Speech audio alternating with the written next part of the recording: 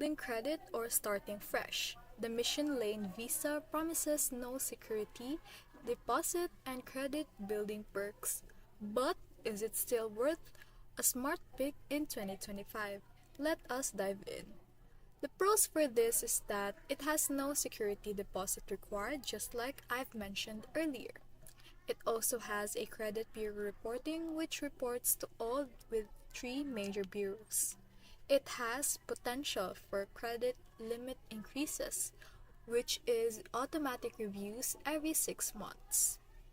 The cons for this is that it has a pretty high APR, which is 29.99% up to 32.99%, carrying a balance which gets expensive fast. It has an annual fee which costs 0 to $59, which some users get a $0 fee and others pay up to $59 per year. The final thought for this is that it is a decent second chance card for credit rebuilders, but the random annual fee and lack of rewards make it less appealing than some alternatives.